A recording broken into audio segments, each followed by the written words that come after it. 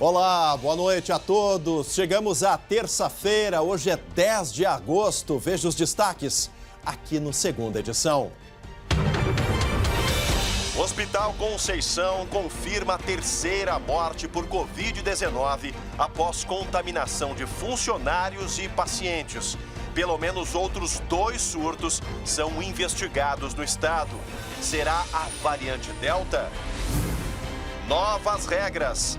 Tem alteração nos protocolos para a abertura de academias, restaurantes e escolas. Fique sabendo já já. Tire suas dúvidas sobre a reforma do ensino médio. Como os pais, alunos e professores estão se adaptando às mudanças no currículo escolar? A gente te responde. A educação com uma nova visão de mundo vai transformar para melhor o nosso país.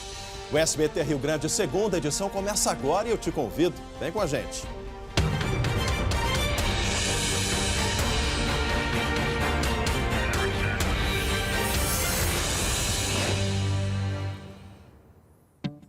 Começamos a edição de hoje falando sobre a preocupação com os surtos dessa pandemia, os surtos em 2021, gente. Olha, a Covid reaparece no nosso estado, surtos, né? Ontem falamos dos casos do Hospital Conceição, aqui da capital gaúcha.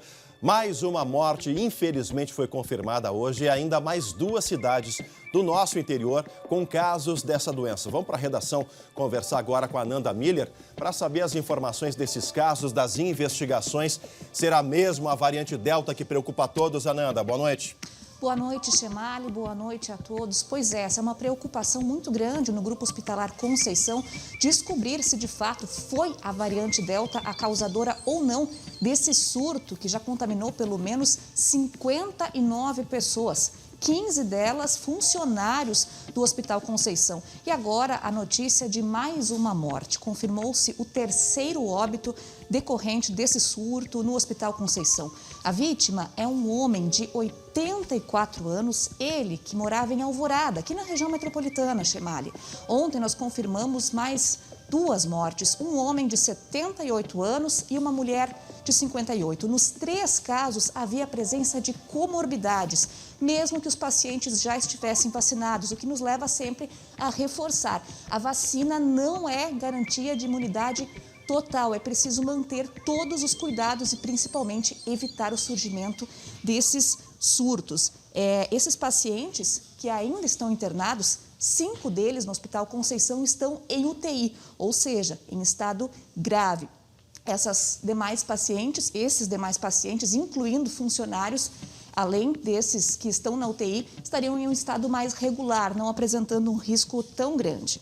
Agora, lá em Não Me Toque, Chemali, veja só, um lar de idosos também está com casos confirmados da doença. São 12 idosos e 5 funcionários.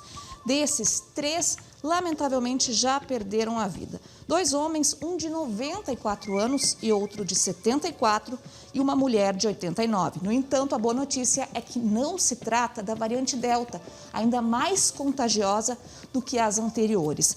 E em Ibirubá, na região norte do estado, o Hospital da Comunidade Anis Dias tem 7 pessoas confirmadas com Covid, 3 funcionários e 4 pacientes. E um caso é suspeito de ser da variante Delta. Ele será encaminhado para o chamado sequenciamento genômico, que é quando os laboratórios fazem a confirmação se trata ou não da nova variante.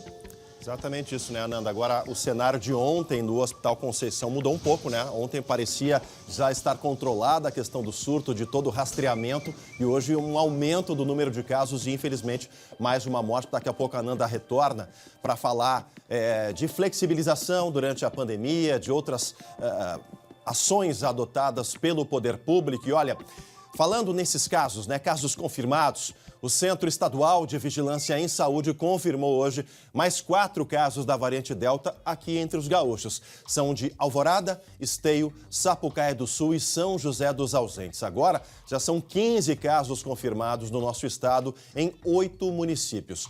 Todos os pacientes já estão curados, felizmente. Outras 49 amostras aguardam resultado com relação a essa questão da variante Delta entre os gaúchos, motivo de muita preocupação. E amanhã, a secretária de Saúde do Estado, a secretaria, melhor dizendo, vai distribuir as vacinas contra a Covid recebidas já nos últimos dias. São doses de Pfizer e Coronavac. Aqui em Porto Alegre, a vacinação avança e amanhã será a vez das pessoas com 24 anos ou mais tomarem a primeira dose. Já na quinta-feira, a idade baixa para 23 anos. E uma novidade, a capital conta a partir de hoje com mais um ponto de vacinação. O Shopping Total está com 6 estações de vacina para atendimento a pedestres. Quem for de carro ganha isenção no estacionamento. Portanto, aí mais um ponto de vacinação agora no Shopping Total, que fica ali na área central da capital gaúcha. Falei ainda há pouco da questão das flexibilizações, vamos falar sobre isso. Um novo decreto publicado pelo governo do estado autoriza a redução do distanciamento entre as carteiras, as classes nas escolas públicas e privadas aqui do Rio Grande do Sul. Ananda, o que mais nós temos nesse decreto são escolas, tem a questão da gastronomia, o que mais vem pela frente, Ananda? Pois é, Chemali, a questão das escolas me parece ser um dos pontos principais desse novo decreto ou desses novos decretos que aí foram sendo divulgados nos últimos dias. Anteriormente, a distância entre os estudantes, entre as carteiras nas salas de aula, era de 1,5 metro. Agora, essa distância foi diminuída para apenas 1 metro. Você pode calcular em casa mais ou menos um passo? Não é muita coisa. Os professores vão ter que ficar atentos, Chemali, para fazer com que os estudantes respeitem esse distanciamento. Vale lembrar que nas escolas a ventilação cruzada, ou seja, portas e janelas abertas, segue mantida, bem como o uso de máscaras. Já na questão dos restaurantes é um pouco diferente. Anteriormente, a ventilação cruzada era obrigatória. Agora, os exaustores poderão ser utilizados no lugar da ventilação cruzada. Ou seja, se o restaurante não tiver portas e janelas, às vezes é o caso, pode usar os exaustores. Já no que se refere às academias de ginástica, escolas de ginástica, antes era necessário fazer um agendamento. Você mandava um WhatsApp lá e dizia, olha, 6h30 estou chegando por aí. Agora não precisa mais. No entanto, se todo mundo tiver a mesma ideia que você, chegando no local está lotado, vai ter que esperar do lado de fora. Tá certo, Ananda. Obrigado pelas informações. Tá aí as flexibilizações avançando, né? Com relação à gestão da pandemia aqui no nosso estado. E olha, ainda hoje, aqui no Segunda Edição, a gente volta a falar sobre educação, né? As novas orientações, o clima para o novo ensino médio entre os gaúchos já a partir de 2022. Agora a gente fala de um caso de racismo estrutural. Você não sabe o que é isso? Vamos tentar entender? Estou falando da reconstituição da morte de João Alberto Freitas, um homem negro morto por seguranças dentro de um supermercado aqui em Porto Alegre. Vamos direto ao Carrefour, lá na Zona Norte, onde aconteceu esse crime no ano passado. Saber com o repórter Guilherme Roquete como vão acontecer os trabalhos da perícia, né? Toda essa mobilização. Parece que o supermercado já fechou as portas da Roquete para que esse trabalho consiga ser realizado por peritos, e a perícia é o primeiro passo, né, desse processo já de julgamento dos 6 réus, Roquete. Boa noite. Boa noite, Chemali, boa noite a todos. Exatamente como você falou, o supermercado já fechou, inclusive fechou as portas por volta das 6 horas da tarde, até porque havia a possibilidade, né, de manifestações aqui, mas não foi isso que nós encontramos aqui no entorno do Carrefour. O trabalho do Instituto Geral de Perícias, ele acontece então com o depoimento de 9 testemunhas. A partir das 11 horas da noite, essas 9 testemunhas vão ser trazidas então para cá, para dentro do prédio do Carrefour, aqui na Zona Norte de Porto Alegre, aonde então vai começar a reprodução simulada do fato, que é o nome técnico para a reconstituição. Por conta da movimentação, então, como a gente falou, Chemali, a loja já foi fechada e os trabalhos eles devem seguir ao longo de toda a madrugada. A reconstituição também vai acontecer, Chemali, na próxima quinta-feira, mas aí com os réus, mas sem a viúva do João Alberto, que preferiu não participar. Hoje, na delegacia, a defesa do réu Giovanni Gaspar da Silva se manifestou. Vamos ouvir o advogado. O nosso cliente, de fato, ele não teve responsabilidade sobre a morte no sentido da causalidade, né? Nós queremos demonstrar que, agora, que é um momento não mais politizado, porque nós estávamos em véspera do segundo turno, aquele momento todos acabaram excessivamente politizando o fato. Então, nesse momento, precisamos que nos acalmemos, analisemos o que os peritos dizem. João Alberto, então, Chemalli, ele concluía as compras com a mulher quando ele foi abordado, então, pela fiscal da loja e por mais 2 seguranças. Esse caso aconteceu, Chemalli, no dia 19 de novembro do ano passado. Depois de uma discussão a caminho do estacionamento, o João Alberto foi, então, espancado. Os 2 seguranças estão presos e a fiscal está em prisão domiciliar, Chemalli.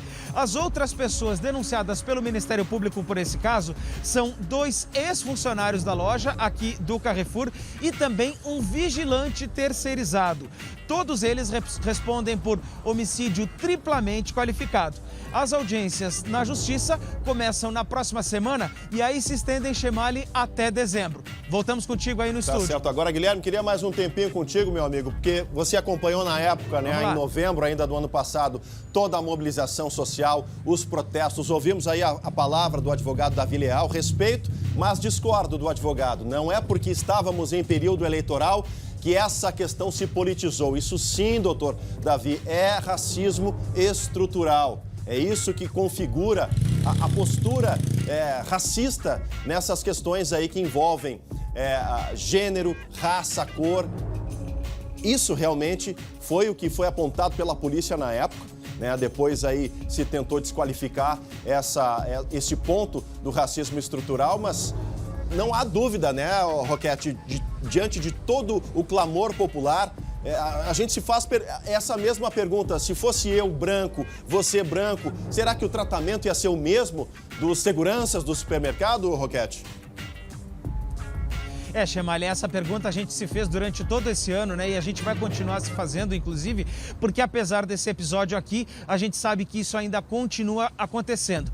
Hoje até não tem nenhuma manifestação aqui na frente do Carrefour e, inclusive, a segurança está reforçada por aqui. Não de uma maneira tão ostensiva, tem viatura ostensiva da Brigada Militar também, mas também tem muitos policiais que estão à paisana circulando aqui pela região. Tá certo, Guilherme Roquete, obrigado pelas informações, meu amigo. Daqui a pouco o Roquete entra no SBT Brasil com novos detalhes sobre esse caso, o caso João Alberto, né? Se não fosse racismo estrutural, o Carrefour não investiria milhões de reais em políticas antirracistas, em políticas de diminuição da desigualdade social, né? De investimento, de oportunidades para pessoas de cor negra, de raça negra, como o Carrefour vem fazendo, né? Vem se manifestando sobre esses pontos aí de combate à desigualdade social e à quebra de qualquer tipo de racismo estrutural na sociedade brasileira. Vamos falar de quem parou de fumar aqui do lado de fora? Um dos maiores especialistas em roubo de cargas de cigarros nos últimos anos foi preso hoje aqui em Porto Alegre. Esse é um primeiro destaque do nosso Giro de Notícias. Ele se entregou depois de cometer pelo menos 30 roubos. O suspeito agia interceptando os veículos, rendendo motoristas e pegando uma carona em caminhões carregados de cigarros. Desde 2019, ele já havia recebido 10 ordens de prisão. Com o cerco policial cada vez mais forte, o homem se entregou no DEIC nesta segunda-feira. Ele também é suspeito de integrar uma facção especializada em roubo de cargas. Um assaltante atrapalhado foi flagrado por câmeras de vigilância em Canoas, na região metropolitana, nesta segunda-feira. Ele invade a lotérica, aponta a arma para um cliente buscando dinheiro em um dos caixas. Em determinado momento, o suspeito tenta dar um chute em uma porta e perde o sapato. Depois, o ladrão se irrita e dispara 3 vezes contra uma divisória. Como a estrutura blindada não cede, ele foge sem levar nada. Ninguém se feriu. Luiz Rodrigo Abreu Silveira, conhecido como Pepé, foi preso hoje em um resort de luxo na Bahia. O bandido estava de férias, acompanhado pelos familiares, quando foi surpreendido pela Operação Castelo de Areia.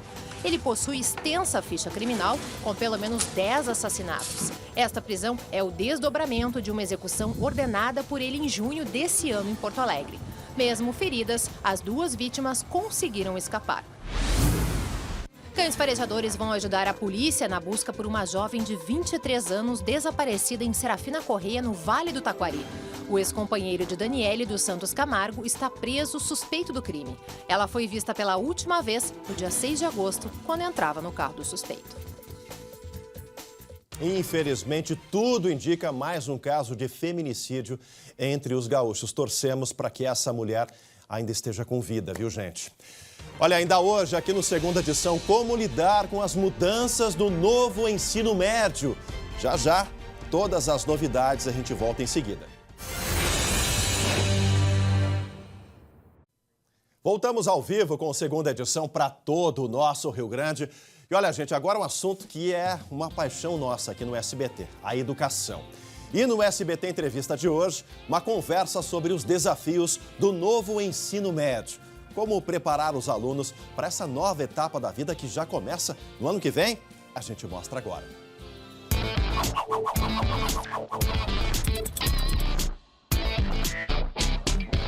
Para os alunos que estão no 9º ano do ensino fundamental, 2022 é um ano de ingresso numa etapa completamente diferente de tudo aquilo que já se viveu como ensino médio. Isso, com certeza, já está gerando ansiedade. Por quê? Porque no novo ensino médio, o aluno vai ter que fazer escolhas. Ele, muitas vezes, acostumado a só chegar na sala de aula e verificar o que vai ter para aprender, aguardando do seu professor um conteúdo, uma matéria, né? Agora, com o novo ensino médio, ele passa a ser protagonista. Os alunos estão preparados? O que vocês, pedagogos, já observam na cabeça desses estudantes? Alguns colégios já vão propor para ele a escolha de uma trilha de aprofundamento na área da matemática, na área da língua portuguesa, que a gente diz das linguagens, ou daqui um pouco na área das humanas ou na área das ciências. E nem todos os colégios vão oferecer estas trilhas. E é até importante, assim, aproveitar este momento para esclarecer. Ele vai ter 2 grupos de conhecimentos sendo trabalhados ao mesmo tempo. A formação geral básica, com português, geografia, história, tudo aquilo que a gente viu quando estava no colégio, que eles vão continuar vendo. Mas quando eles entrarem também nesta etapa de itinerário formativo, eles, além de terem que escolher uma trilha, o estudante vai ter uma disciplina chamada de projeto de vida. Olha que interessante. Como segurar a ansiedade, como administrar isso e realmente dar certo. A médio e curto prazo, essa reforma que nos parece ser muito mais ampla do que a gente está imaginando hoje, né? Sim, em relação à ansiedade, é fundamental que os pais sejam compreensivos para esse momento de transição que os alunos estão passando. O objetivo do novo ensino médio também é fazer com que a sociedade pense que perfil de sociedade realmente que a gente quer ter daqui para frente. E lidar com a ansiedade desse aluno que está aí fazendo escolhas é um dos grandes passos para que ele tenha sucesso dentro da sua futura carreira profissional, como também com o seu jeito de viver no mundo.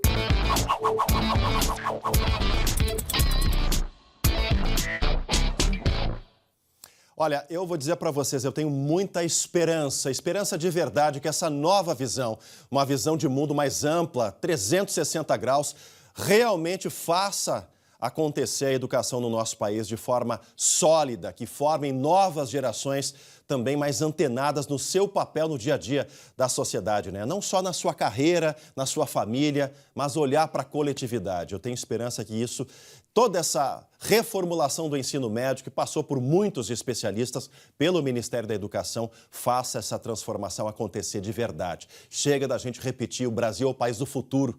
O futuro é agora e começa pela educação. A gente fala agora de futebol. Vocês aí de casa, lembram qual tinha sido a última vitória gremista aqui na Arena em jogos do Campeonato Brasileiro? Olha, fazia muito tempo, gente. Ainda era o Brasileirão de 2020, mas enfim aconteceu. O Tricolor até levou um susto da Chape, viu? Começou ali levando um golzinho, mas venceu a Chapecoense pelo placar de 2-1 na Arena. Tá aí os gols. Destaque para o estreante da noite, né? Miguel Borja, noite de segunda-feira, estreou e garantiu a primeira vitória gremista em casa no Brasileirão. Tá aí os gols. O Tricolor agora fica de olho, gente, no SBT. E por quê no SBT?